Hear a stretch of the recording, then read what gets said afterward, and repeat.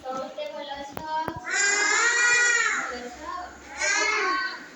ଭଲ ଅଛ? ହଁ। ଆଜି ସମସ୍ତେ ଖାଇକି ଆସିଛ?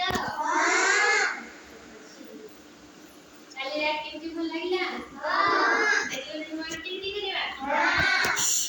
ପିଲାମାନେ ମତେ ଗୋଟେ କଥା କହିଲ, ତମେ ଆଜି ଆସିଲ ଯେତେବେଳେ ବାହାରେ ଖରା କାଟୁଛି ନା ବର୍ଷା ହଉଛି? ବର୍ଷା ହଉଛି। ବର୍ଷା ଦିନେ କେମିତି ବର୍ଷା ହୁଏ? ବର୍ଷା ଦିନେ ଶୁଣ ବର୍ଷା ଦିନେ ମାନେ ବାହାର ପରିବେଶ କେମିତି ଥାଏ? ରାସ୍ତା କାଦୁଅ ହେଇଛି ନା? ଭିଜିଛି ନା? ଖରା ଦିନେ କଣ ହୁଏ? ଶୁଖିଲା, ଚାରିଆଡେ ଶୁଖିଲା। ଖରା ଦିନେ ଅଧିକ କଣ ହୁଏ? ଆଜି ତାହେଲେ ଚାଲ ସେଇ ସିଜନ ଉପରେ ଗୋଟେ ଆକ୍ଟିଭିଟି କରିବା, ଠିକ ଅଛି?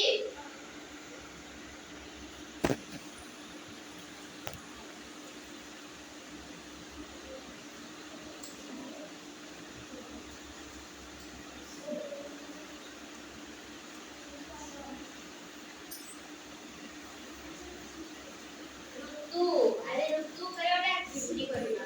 ଋତୁକୁ ଇଂଲିଶରେ କଣ କୁହାଯାଏ? ସିଜନ। ଆମର କେତେଟା ଋତୁ ଅଛି ପିଲାମାନେ କହିଲ? ଛଅଟା। କଣ କଣ କୁହ? ଗ୍ରୀଷ୍ମ ଋତୁ, ବର୍ଷା ଋତୁ, ଶରତ ଋତୁ, ହେମନ୍ତ ଋତୁ, ଶୀତ ଋତୁ, ବସନ୍ତ ଋତୁ। ଗ୍ରୀଷ୍ମ ଋତୁ, ବର୍ଷା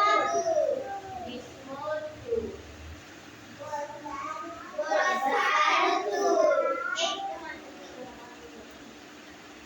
ବର୍ଷା, ଶରତ, ହେମନ୍ତ, ଶୀତ,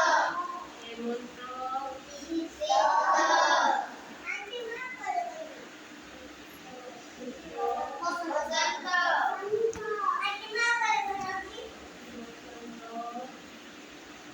ତାପରେ ଛଅଟା ଋତୁ।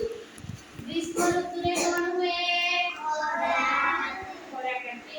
ମତେ କହିଲ ଏଇ ଛଅଟା ଋତୁ ଭିତରୁ ସମସ୍ତଙ୍କୁ କାହାକୁ କୋଉ ଋତୁ ଭଲ ଲାଗେ? ମୁଁ ଜଣ ଜଣଙ୍କୁ ପଚାରିବି।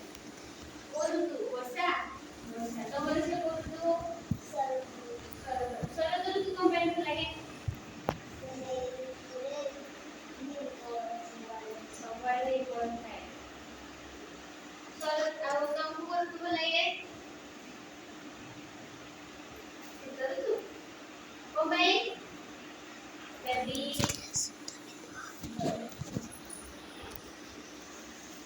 ତମକୁ ବି କୋଉ ଋତୁ ଭଲ ଲାଗେ? ବର୍ଷା। ତମକୁ? ବର୍ଷା। ବର୍ଷା। କୋଉ ଋତୁ?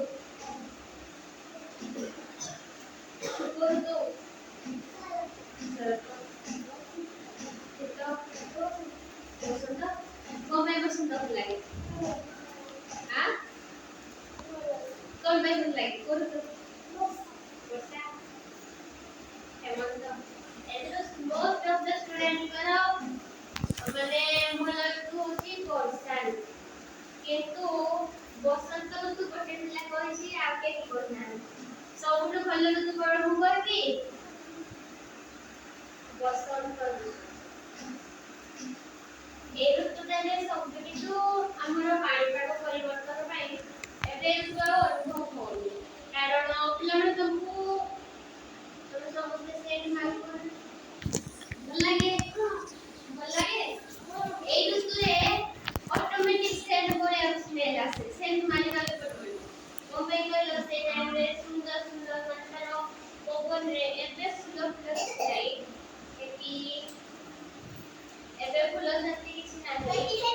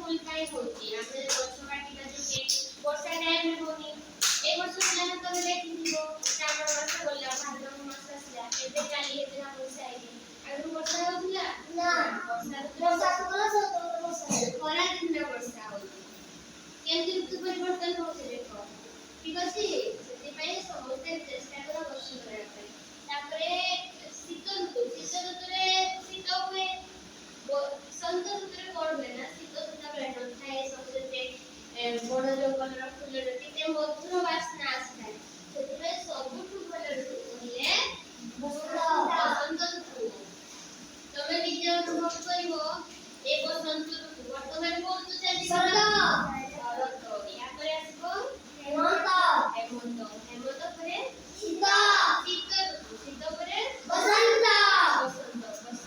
ବସନ୍ତ ଋତୁରେ ଯାଇକି ଶୀତ ଋତୁ ଯେତେବେଳେ ମାର୍ଗଶୀର ମାସ ସରିଯିବ ତାର ଶେଷ ବେଳକୁ ଦେଖିବ ତମେ ଅନୁଭବ କରିବ କେତେ ସୁନ୍ଦର ପାଗ ରହିବ ବାହାରର କେତେ ସୁନ୍ଦର ବାସ୍ନା ସବୁ କିଛି ଭଲ ଲାଗିବ ଠିକ ଅଛି ସେତେବେଳେ ମାନେ ତମର ପରିବେଶ ବି ସୁନ୍ଦର ସବୁଆଡେ ଶୁଖିଲା ଗଛ ସବୁ ଭରପୁର ଥିବ ପତ୍ରରେ ଫଳରେ ଏଇ ଋତୁରେ ପିଲାମାନେ ଖାଇଛ ନା ଫଳ ବହୁତ ମିଳେ ଋତୁରେ ପିଜୁଳି ହୁଏ ନା